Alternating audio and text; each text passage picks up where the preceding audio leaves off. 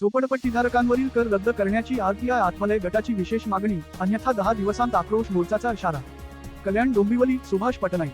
कल्याण डोंबिवली महानगरपालिका हद्दीतील झोपडपट्टीधारकांना लावण्यात आलेल्या कराच्या मुद्द्यावरून रिपब्लिकन पार्टी ऑफ इंडिया आत्मलय गट आक्रमक झाली आहे.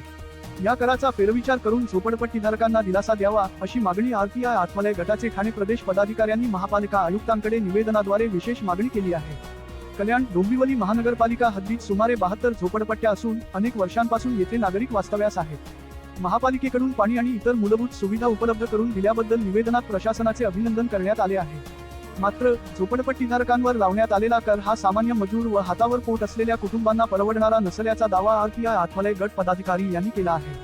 काही झोपडपट्टीधारकांवर 3 वर्षांसाठी 20 ते 25 हजार रुपयांपर्यंत कर आकारण्यात आल्याचा उल्लेख करण्यात आला असून हा कर कमी करून दरवर्षी 500 रुपये आकारण्यात यावा, अशी मागणीही करण्यात आली आहे.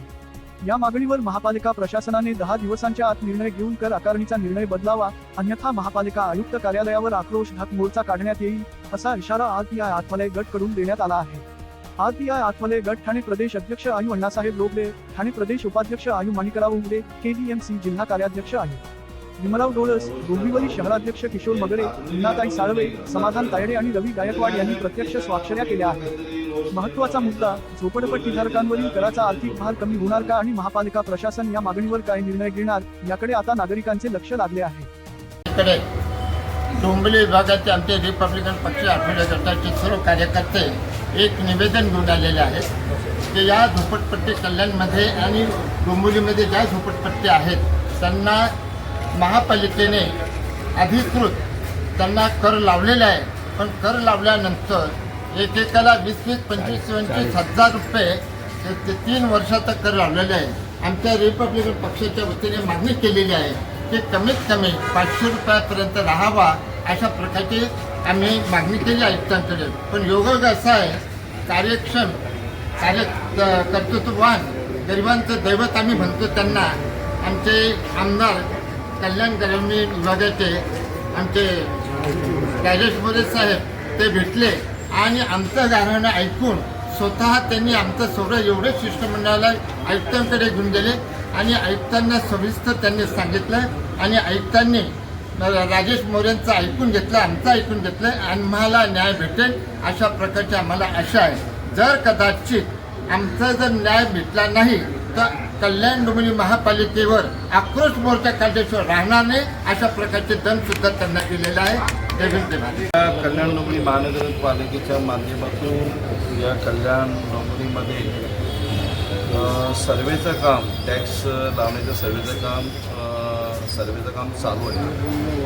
आणि मी ते सर्वेचं काम चालू असताना आपल्या या कल्याण डोंबिवली महानगरपालिकेत 76 ते 77 झोपडपट्ट्या आहेत आणि झोपडपट्टीचाही सर्वे झालेला आहे.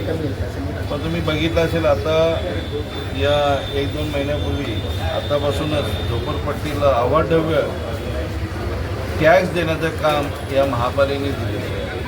आणि सर्व झोपडपट्टीमध्ये राहणारी गोरगरीब जनता याच्यामुळे भयभीत झालेली की एवढ्या मोठ्या प्रमाणात 40 ते 50 हजार एका झोपडपट्टीला टॅक्स कुठून भरायचा. कारण आपण एक सर्व गरीब माणसं आहोत आणि पोटापाण्यावर जगणारी माणसं आहोत. आणि मग त्यामुळे रिपब्लिकन पार्टीचे सर्व पदाधिकारी, आमचे आदरणीय वडीलधारी अण्णासाहेब रोकडे, माझे मित्र मागरे साहेब, माझे मित्र माणिकराव उकडे, आमचे माजी नगरसेवक बलगाव साहेब आणि सर्व पदाधिकारी, आज डोलसाहेब, माजी नगरसेवक डोलसाहेब, आम्ही सर्व पदाधिकारी आज आयुक्तांची भेट घेतली आणि आयुक्तांना सांगण्यात आलं की हे चुकीचं कुठेतरी घडतंय आणि हे चुकीचं घडू नये म्हणून आपली भेट घेण्यात आलेली आहे. आयुक्तांशी आमची सर्वांची सकारात्मक चर्चा झाली. तिथे सर्व पदाधिकारी होते, त्यांनी ऐकून घेतलं आणि त्यांनी कबूल केलं की कुठेतरी हे टॅक्स अवाढव्य आहे, हे योग्य नाही आणि त्याच्यावर आम्ही तातडीने अंमलबजावणी करू. आणि जर अंमलबजावणी होत नसेल तर अण्णांनी सांगितलेलं आहे की मग मोठ्या प्रमाणे आम्ही आक्रोश मोर्चा काढला जाईल आणि कल्याण डोंबिवली महानगर असं सांगण्यात आलं. पण मला वाटत नाही की मोर्चा काढायची गरज लागणार, कारण अभिनव गोयल साहेब अतिशय सकारात्मक असे आयुक्त आहेत आणि ते गरीब जनतेसाठी सतत काम करत असतात आणि नक्कीच टॅक्स हा मोठ्या प्रमाणात कमी केला जाईल असं मला वाटतं.